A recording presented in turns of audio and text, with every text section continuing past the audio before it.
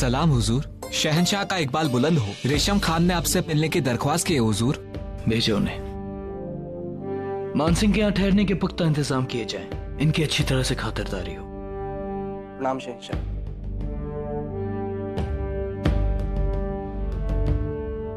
शहंशाह का इकबाल बुलंद हो। कहो। वजीर आलिया का पैगाम लाई हूँ हुजूर। पैगाम? महल में रहते हुए भी बड़ी अम्मी ने हमें पैगाम क्यों भेजा है? बस यूं ही बुला लिया होता। पढ़ा जाए। हुजूर, लिखा है, शहंशाह का इकबाल बुलंद हो। खुदा आपको दुनिया का सबसे ताकतवर और काबिल बादशाह बनाए। मुगल सल्तनत इतनी तरक्की करे कि उसमें कभी सूरज न डूबे। शहंशाह, सलाम के साथ में अर्ज करते हैं कि हमने ताउम्र सल्तनत की खिदमत की है, लेकिन उम्र पर किसी का जोर नहीं है हुजूर। अब हम बूढ़े होने लगे हैं और आप इतने काबिल हो चुके हैं कि हमारी खिदमत की आपको जरूरत नहीं है। आप बेहद काबिलियत से हुकूमत संभाल रहे हैं और अपने फैसले बेहतरीन तरीके से लेने के लायक हैं। इसलिए इल्तजा है कि हमें वजीर आलिया की जिम्मेदारी से आजाद कर दिया जाए। पूरा एपिसोड देखिए ZEE5 पर। बड़ी अम्मी, आइए शहंशाह। हम अपनी वजीर आलिया से नहीं बल्कि अपनी बड़ी अम्मी से बात करने आए हैं। जी। क्योंकि आज पहली बार इसी महल में रहते हुए आपको हमसे बात करने के लिए, हमसे मिलने के लिए पैगाम लिखकर भेजना पड़ा। आप जानती हैं कि शहंशाह पे रुकैया बेगम का असर क्या है, और रुकैया बेगम अदम खान साहब के खिलाफ हैं। जिंदगी में अक्सर कई बातें पहली बार होती है जलाल। जैसे एक जमाने पहले आपने पहली बार जंग लड़ी, पहली बार आपने ताज पहना, पहली बार आप शहंशाह बने, पहली बार इस महल में हमारे बेटे जलाल को हमें राजदार बनाना सही नहीं लगा। पहली बार वजीर आलिया के मशवरे को, सलाह को अहमियत नहीं दी गई। फिर चाहे वो बेगम जोधा के मामले में हो, या बख्शी बानू के मामले में, या फिर सूबों की सूबेदारी के मामले में हो। बड़ी अम्मी, आप गलत समझ रही हैं। बेगम जोधा के मामले में सलीमा बेगम तक सब जानती थी जलाल, और आपने हमें भनक तक नहीं लगने दी। शायद आपने तब सोचा होगा कि ये आपका ज्यादा मामला है, लेकिन हम आपको याद दिला दें कि आज तक आपके निजी और ज्यादा मामले में हमने आपको मशवरा दिया है। लेकिन खैर, ये बात मान ली कि आपका निजी मामला था, लेकिन सूबों की सूबेदारी बांटना, ये तो सियासी मामला हुआ ना। उसमें भी आपने वजीर आलिया होने के नाते हमसे सलाह मशवरा नहीं किया जलाल। हमें तो आपने खबर तक नहीं दी। तो आपको इस बात से नाराजगी है? नहीं, बिल्कुल नहीं जलाल। अब आप हमें गलत समझ रहे हैं। हम तो आपसे बहुत खुश हैं। जिस बीज को हमने पाला, पोसा, सींचा, वो इतना मजबूत और दरख्त बन गया है। इतना मजबूत कि उसको किसी के सहारे की जरूरत नहीं है, और हमारे सहारे की तो बिल्कुल नहीं है। हमने आज तक जो कुछ भी किया वो सिर्फ और सिर्फ आपके लिए और मुगल सल्तनत के लिए किया है।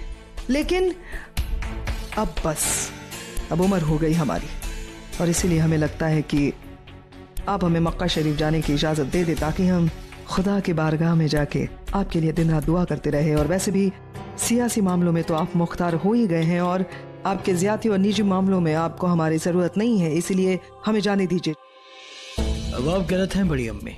हमें बेशक आपकी जरूरत है। हम आपको दिक्कत नहीं देना चाहते थे, इसलिए आपको इस मामले में शामिल नहीं किया। हम बस देखना चाहते थे, खुद को परखना चाहते थे कि बताओ शहंशाह, क्या हम फैसला लेने लायक हैं या नहीं।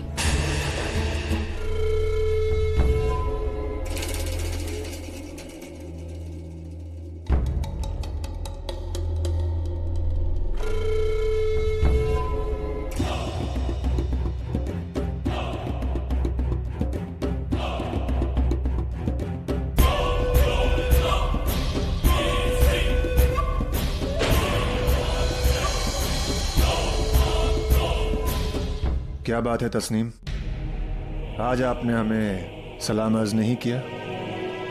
सलाम हुजूर। कबूल है। छोड़िए हमें। तुम हमसे डर रही हो? अरे हम आपके लिए इतना अच्छा तोहफा लाए हैं। आइए देखिए तोहफा।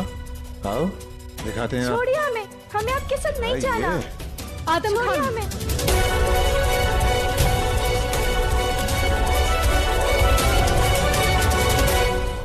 इसके माँ बाप को अब फुसला नहीं पाए तो अब यहाँ हमें हुक्म देने आई हैं?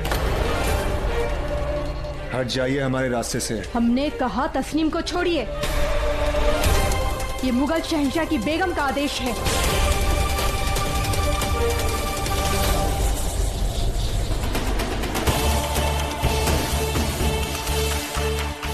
बुद्धिमानों को संकेत पर्याप्त होता है, परंतु जानवरों को ये बात समझ नहीं आती है। हमने पहले भी आपको ऐसे पाशविक कार्य करते हुए देखा है, और आज सवेरे भी हमने आपको चेतावनी दी थी ना, परंतु आपको समझ नहीं आया और संध्या होते होते आपने फिर से वही गलती दोहराई। अब आपको क्षमा नहीं किया जा सकता है। इसका निर्णय शहंशाह स्वयं लेंगे। क्या कहेंगी आप उनसे? क्या कहेंगी? ये बांदी है, हमारी मिल्कियत है। हम इसके साथ जैसा चाहे पेश आ सकते हैं, जो चाहे कर सकते हैं। हमने कोई गुनाह नहीं किया। दासी भी स्त्री होती है और मनुष्य भी होती है, और हम तब तक ये प्रतीक्षा नहीं कर सकते हैं जब आप इसके साथ कोई अपराध कर दें। आपने अपराध की चेष्टा की जो दंड देने के लिए पर्याप्त है। बार बार आप हमें शहंशाह के नाम की धमकी देती हैं। धमकी नहीं, चेतावनी दे रहे हैं हम आपको। तो ठीक है, जो करना है कर लीजिए। हम भी देखते हैं कि जलाल हमारा क्या बिगाड़ते हैं। आदम खान को किसी का खौफ नहीं है बेगम जोधा। फिक्र मत कीजिए तस्नीम, जोधा बेगम कब तक हमारा रास्ता काटेंगी। तुम्हारे दिल में जो हमारे लिए खौफ है, हम उसे बहुत जल्द दूर कर देंगे। मिलते हैं।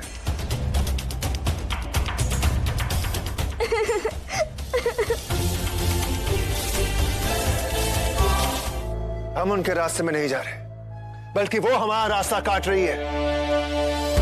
मैं जलाल की धमकी दे रही है।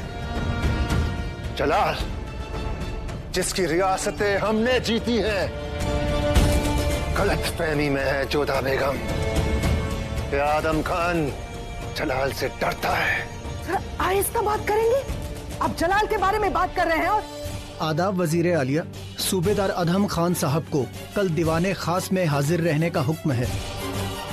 देख लिया, देखा आपने आदम खान, खेल लिया बेगम जोधा ने अपना दाव। हमारे हाथों से मात खाएगी वो। चुप, एकदम चुप। नामाकूल हैं आप।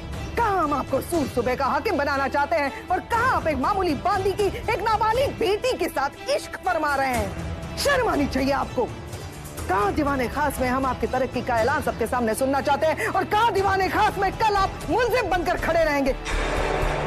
और खुदा ना खास्ता अगर आपको सजा हो गई, आप मुजरिम करार दिए गए, तो माफ कीजिएगा आदम खान, आपकी ये अम्मी जान भी कुछ नहीं कर पाएगी। मुंह की खाएंगे आप। बेगम रुकैया ने भी हमारी नहीं सुनी और वो मुंह की खा रही है, और दूसरे हैं आप भी मुंह की खाएंगे। क्यों कोई समझ नहीं रहा है कि जलाल पर बेगम जोधा की बातों का असर होने लगा है। बातों की परवाह बुज़दिल करते हैं अम्मी जान। आदम खान ताकत की जुबान बोलता है। इस सल्तनत में हमारा भी हिस्सा है। आज के बाद ना हम किसी का हुक्म मानेंगे, ना सजा कबूल करेंगे। वो बांदी हमें पसंद है तो पसंद है, कोई हमें रोक नहीं सकता। हमारे हरम में इतनी सारी बांदियां हैं, एक और सही, उसमें जोधा बेगम को क्या फर्क पड़ता है? बेमौत मरेगा हमारा बेटा। सुना आपने, बेमौत मरेंगे आप। नहीं, हमें ही कुछ करना चाहिए। ऐसा सोचना होगा कि सांप भी मर जाए और लाठी भी न टूटे, कि आपकी ख्वाहिश भी पूरी हो और शहंशाह के सामने आप मुजरिम भी ना साबित हो।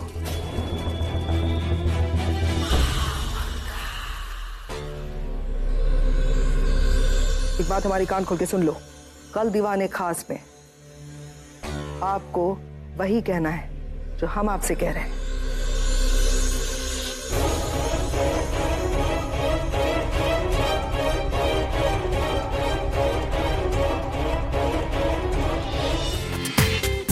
पूरा एपिसोड देखिए ZEE5 पर।